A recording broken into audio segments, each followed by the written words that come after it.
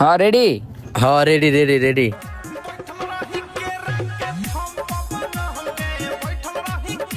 বৎস, কি?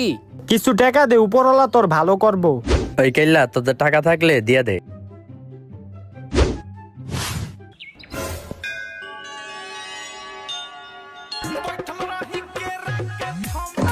বাবা,